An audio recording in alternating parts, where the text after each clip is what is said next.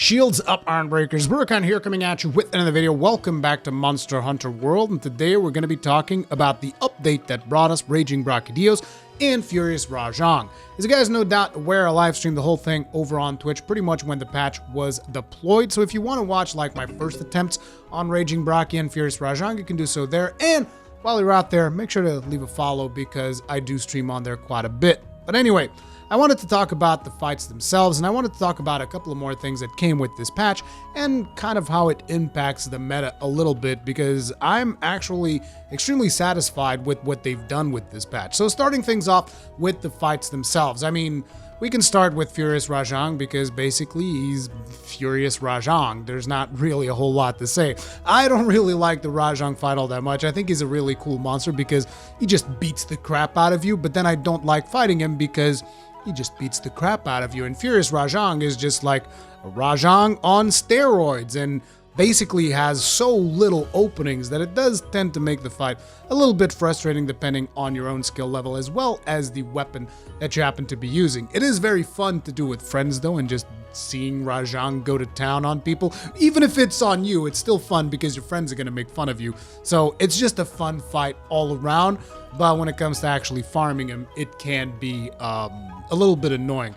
Like, I feel that sometimes Furious Rajang is so tuned up to 11 that he can't even follow up some of his attacks because they're so goddamn fast that, like, your character is still in the invincibility frames from falling down while he's trying to attack you again. It's actually quite interesting to see in a fight. And I can see that a lot of people would be extremely entertained by that fight. I know that I am, but he's not really a monster that I usually look forward to when it comes to grinding him, and I'm afraid I'm going to have to do quite a bit more of grinding Furious Rajang because I can't seem to get any of his Raging Hearts, and I want to make some of his weapons to test them out and play around with them. And while we're on the topic of Rajang, I figure we could talk about his armor set a little bit, which is, it's going to be bringing Maximum Might Secret as well as Heroic Secret. Heroic Secret being the new set bonus that they talked about during the developer diary.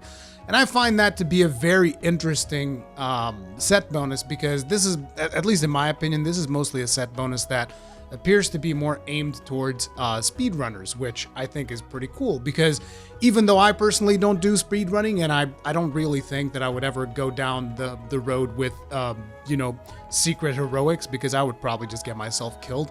I do like the fact that they are doing this to support that section of the Monster Hunter community because it is important to realize that the Monster Hunter community has, you know, several subsections of people that dedicate themselves to one thing or the other. I'm sure that there's a lot of people out there that just enjoy gathering more than necessarily just like killing monsters all the time. But, you know, I'm not here to judge anybody. Just enjoy whatever aspect of the game you enjoy. But it does make me happy to see them be like, hey, here's this set bonus that is just going to give you 40% additional attack if you're willing to play at, like, I don't know, whatever percentage of health you have to be to trigger heroics, which is pretty damn low.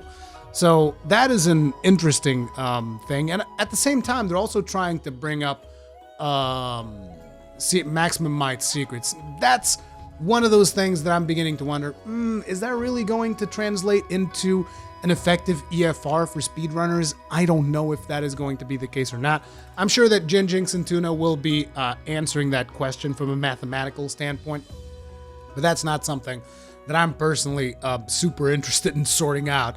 But it is interesting to see that particular armor set try to shake up the meta with those two set bonuses. Whether or not it is going to be successful, it is going to, you know, depend on whether or not they did a good job from the, you know, the EFR side of things, which again, I don't get too much involved in that. That is not an armor set that I'm particularly interested in. I haven't really used Maximum Might since we got into Iceborne because of the changes that they did to the skill. Even though with Maximum Might Secret, the skill just starts working like it used to, I'm still not sure it's worth it because there's so many other skills that I value more than Maximum Might at this point because of the way that the meta shook up when Iceborne came out. But either way, Rajang's weapons have now brought an interesting thing to the table, in my opinion, which is they come in with a lot of purple sharpness, not that much raw when you compare them to like Safi or even Raging Brachydios, which was introduced in the same patch. But they do come in with a decent amount of elemental damage, which is going to provide people with a new option to fight monsters that happen to be weak to the thunder element. And it is a decent option considering the amount of purple sharpness on the weapon and the amount of elemental damage all around, the fact that it's going for, power element files as opposed to impact files. So they are leaning heavily on the whole thunder element of Rajang when it comes to his weapons, which is pretty cool, and the weapons themselves look friggin' beastly. So overall, the Rajang stuff is interesting, but it's not the most interesting stuff that comes to this patch. So let's talk about Raging Brachydios. Now, the Raging Brachydios fight is actually a fight that I find very interesting because it is a bit of a twist when it comes to the traditional Brachydios fight. Whereas Brachydios is a monster that usually moves pretty fast, doesn't sit around for too long, and is just like this hyper-aggressive monster. Raging Brachydios is the same thing, but he's much bigger and also much slower, and he also has that final phase that you get involved in, which is pretty friggin' cool. I do find his attack patterns to be quite interesting because he can just like focus somebody down and just like spam them with explosions. The fact that when you hit the zones where he's slimed in, he just drops the slime, stuff explodes. There's a lot of potential for people to get killed throughout this fight just out of explosions alone, and that is pretty cool. And I mean, that's not super different from traditional Brachydios, but when you engage in the fight itself, you will see exactly where those differences lie and why that particular fight is so entertaining to engage in. But more than just the fight itself, Raging Brachydios also brought us a new armor set with new set bonuses that are pretty interesting. Now, at the time of the developer diary, they said, oh, this is going to be really cool for all of you Gunlance mains out there. But in reality, I would have to say that particular set, I find it much more appealing to Charge Blades. It comes with Artillery Secret on the 4-piece bonus and Agitator Secret on the 2-piece bonus, which means that a lot of sets are probably going to be trying to hit that Agitator Secret because it's a decent amount of attack, a decent amount of affinity. As a matter of fact, I have a new set that I did for the SNS. Let me know in the comments section if you guys want to see the SNS build. I might post it soon. But basically, the whole thing about that set, it does not bring me a lot of the skills that I personally want to see in a Gunlance, but it brings a lot of the skills that I would like to see on a Charge Blade, for instance, which is why I find it to be better for Charge Blades than necessarily just for Gunlances. And it is a good 2-piece set for a lot of other builds as well, which is pretty cool. It shakes up the meta a little bit, and it gives people something to play around with in their builds for, a couple of weeks or so to figure out what the new meta is going to be. But even better than that is the weapons that Raging Brachydios brings, because even though they're not going to give you more raw damage than the stuff that you can get out of Safi, they give you the additional sharpness, which is enough to, for instance, in my personal case, bring them out ahead on some of my Safi SNS builds, which is very interesting. You guys know that I do comfy builds, so I always like to use the Safi stuff with Teoster's Technique and whatnot whenever it comes to Sword and Shield. And even with the additional quality of life that Safi brings, Raging Brachydios was able to come out on top with sheer raw damage, which in my opinion, I think is a very interesting place to take things in now that Safi has been introduced, because it's like Safi can still bring you more quality of life. It allows you more flexibility to play around with set bonuses, but at the same time, Raging Brachy can potentially bring you just more raw damage. And I find that that would be a cool balance to strike. As a matter of fact, it almost makes me wish that they would just add like a whole new tier of weapons to the existing weapon tree, but that might just be asking way too much. But it's like, that's what I would like. I would like each weapon tree to come up with like 2 or 3 of the base weapons to kind of like have some kind of an edge over some of this Brachy stuff and some of the Safi stuff to balance things out a little bit more. Like, I get that a lot of people that are playing this, you are used to like, oh, the new content comes out, the new content always has like the best weapons, but I just personally, I just don't think that that should be the way that Monster Hunter works. But it is what it is. But either way, I'm really happy with the Brachy weapons, because at least if you are a Gunlance main, they brought the wide shelling level 7, which shakes up the Gunlance meta. And if you are a main of other weapons, the raw damage combined with the purple sharpness and just the entire gauge of sharpness that you get with the Brachydios weapons.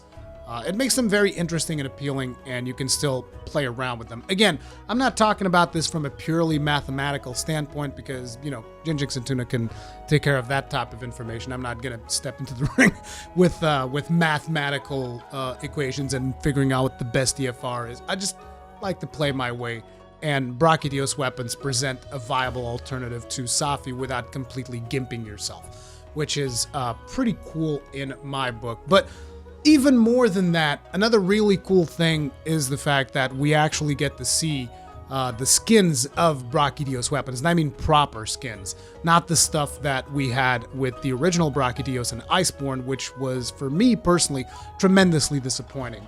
As someone who's been maining the Gunlance throughout the entirety of the Iceborne expansion, when I first crafted the Glavenus Gunlance, for instance, I was just like, what is this? Because I've played previous Monster Hunter entries, and I'm like, dude, Glavenus Gunlance looks friggin' amazing. And then you see what it looks like in Iceborne, and you're just like, dude, I just want to stop. And then same thing happened with the Brachydios Gunlance, where you craft it, and you're just like, what is this? What is this ungodly abomination that you have wrought upon this land? But then you see the one that they made for Raging Brachydios, and that's what the Raging Brachydios Gunlance should have looked like from the base Brachydios Gunlance should have looked like it, but with different glow and stuff, because, we've seen this before in GU. It's just that Gunlance looks really cool, and other weapons look really cool too, like, for instance, the dual blades. You no longer have to worry about the chicken drumsticks because there's the real Raging Brachydios dual blades in there, and they look hella good. So the fact that a lot of us got to see what the Brachydios weapons are supposed to look like to begin with, I think is also a big positive in the long run, and it's just like a great patch all around. But like I said, this is not the only thing that was added into the game. It was not just the two monsters, their armor sets, and their weapons. Another thing is that you can actually increase your armor level right now to a much higher point, and let me tell you, you're going to be syncing up your Zenny to upgrade that armor. Like, I had about, I don't know, probably somewhere in the vicinity of 10 million Zenny by the time the patch came around. And I think I upgraded maybe 2-3 armor sets. And I'm in the poorhouse. Like, last time I checked, I had around, I don't know, 300,000 Zenny or something like that. It's insane. It's a massive gold sink to properly upgrade your armor. So you're going to have to manage your Zenny a lot better. Now, personally, I just started selling a couple of monster parts, which is something that I swore I was never going to do, but I mean, let's be reasonable. I had some of the Kulf Taroth parts that I had were like in the number 600. So I was just like, I'll just sell like 400 of these, get a couple of coin going. So yeah, I started doing that, but I'm going to have to come up with a better way to do some Zennies on the game, and eventually I might come up with a guide or something if I find like a really efficient way of doing it. Now, the other thing that also came with this patch is the changes to the Steamworks. Now, I didn't know exactly what they were going to do to the Steamworks output, but it turns out what they ended up doing is really cool. Now, if you guys remember when you had like, I don't know, 20,000 fuel or whatever, and you would have to sit there for hours upon hours upon hours of just like doing Steamworks to actually diminish that fuel and get some rewards for your work. Well, now you can change it to 10 times the output. And the way it works is instead of consuming 10 fuel per turn, you consume 100 fuel per turn, but you get the results tenfold. So if you get a Mega Potion, you get 10 Mega Potions. If you would get a Gourmet Voucher, you get 10 Gourmet Vouchers. If you would get a Celestial Wyverian ticket, you get 10 Celestial Wyverian tickets, which I did get on my first try, and it was friggin' glorious. It'll also give you additional King Armor Spheres and all that jazz. So, and as well as Silver Eggs, Golden Eggs, all of that stuff. So it's actually a good investment right now, considering that we're probably going to be getting the next event, I believe, around the 9th of April. It's a good investment for you to stockpile some fuel. And when the event comes around, you burn all that fuel during the event, and you will be getting a lot of stuff out of your investment in fuel. At least that's what I'm probably going to try to do if I can get around to grinding all that stuff, because I'm still trying to finish Neo 2, as you guys know. But yeah, I think that the change to the Steamworks was actually really, really good. So overall, a really fantastic content patch. I'm super happy about it. I'm particularly happy with the way that, you know, they didn't just destroy the meta and made it be like, oh, this is just better.